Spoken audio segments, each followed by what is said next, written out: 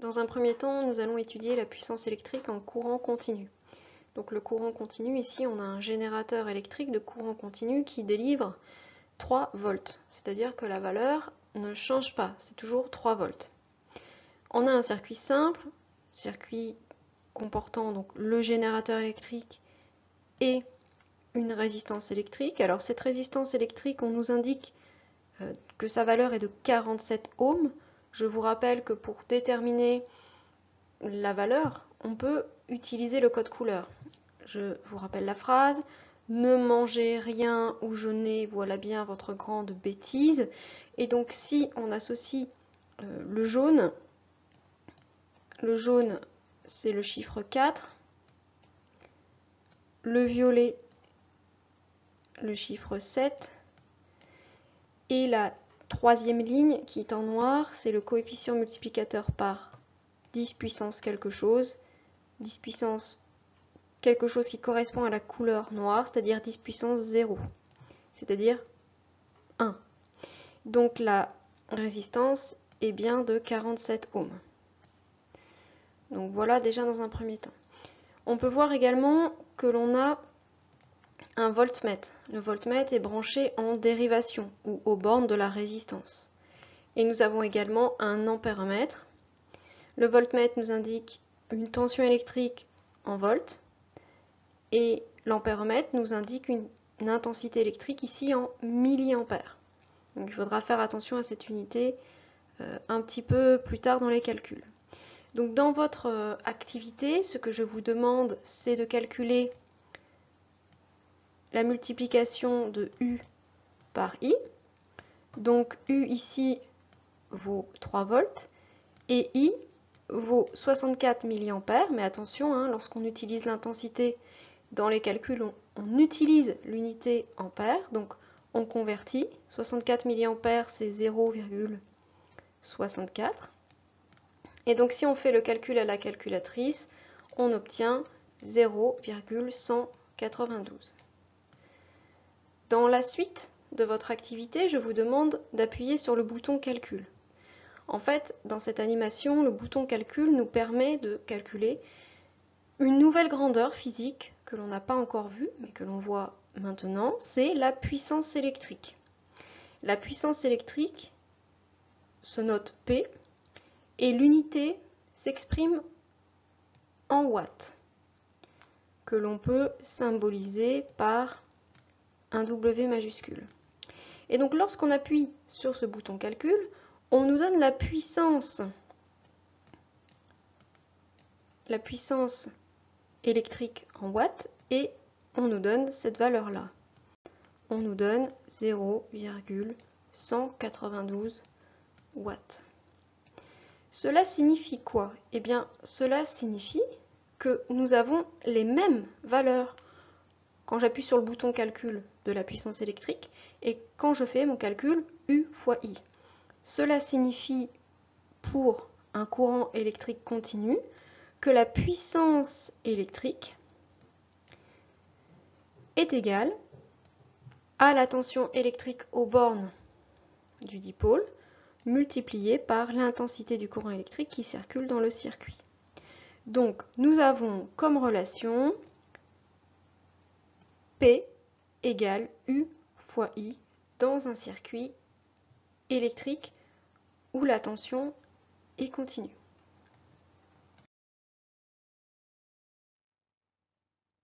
Un autre exemple pour essayer de corroborer ce que l'on a découvert dans la slide précédente. Là, ici, on a changé de résistance électrique. La résistance électrique a une valeur de 67 ohms. On pourrait vérifier, donc le bleu, je vous rappelle que c'est 6, le violet 7, et la troisième ligne qui est le coefficient multiplicateur par 10 puissance quelque chose. Ici, c'est noir, donc 10 puissance 0. Donc la valeur de la résistance est bien de 67 ohms. On a toujours le voltmètre, on a toujours l'ampèremètre. Et le générateur n'a pas été modifié, on est toujours au niveau du sélecteur de 3 volts. Donc, allons-y, calculons comme dans votre activité U fois I.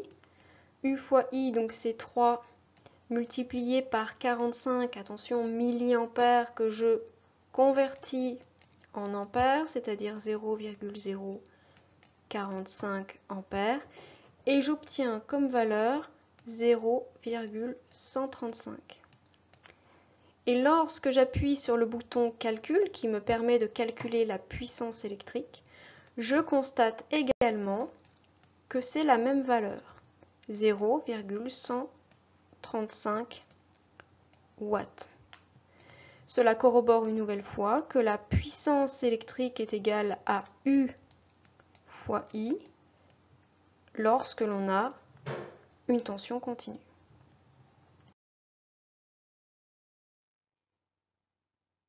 Un petit parallèle avec la loi d'Ohm. Donc la loi d'Ohm s'écrit U égale R fois I. C'est ce que vous avez vu en classe précédemment. On vient de découvrir que la puissance électrique est égale à U fois I. Je peux donc obtenir une nouvelle formule. Si je viens remplacer ici ce U par R fois I, j'obtiens donc P égale R fois I en remplaçant le U fois I. J'obtiens donc la formule suivante, P égale R fois I au carré dans le cas d'un courant continu.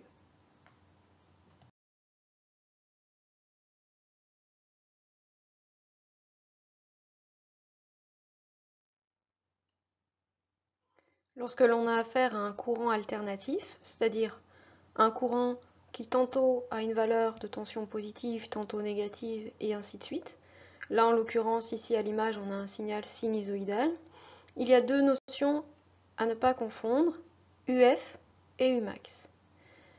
Umax, c'est ce que l'on observe en termes de tension maximum lorsqu'on observe l'oscillogramme suivant. Donc l'oscillogramme, c'est ce que l'on obtient avec l'appareil qu'on appelle l'oscilloscope. Au niveau du sommet, ici, vous voyez, on va lire donc directement sur l'axe des ordonnées la valeur Umax en termes de positif. On peut aussi lire a contrario au niveau d'un minima, ici, on peut lire moins Umax. Donc la valeur maximale de la tension se lit avec l'oscillogramme sur l'oscilloscope. On a aussi la valeur UF, que l'on avait déjà vue. La valeur UF, c'est ce qu'on va mesurer avec l'appareil de mesure. Donc là, en l'occurrence, si on mettait un appareil de mesure, à savoir un voltmètre, bien sûr avec le sélecteur sur courant alternatif, on aurait une valeur du UF, on voit bien, qui est beaucoup plus petite que la valeur de Umax. Dans un TP, nous avons d'ailleurs observé que Umax est égal à UF multiplié par racine de 2. Je rappelle que racine de 2, c'est environ 1,414. Donc ça, c'est bien à prendre en compte. On n'a pas ce cas-là quand on a une tension continue, mais lorsqu'on est dans un cas de tension alternative, il faut bien prendre en compte la tension Umax et la tension UF et la relation, bien sûr, entre ces deux grandeurs.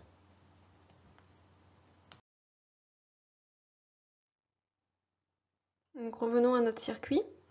On a maintenant un générateur de courant alternatif.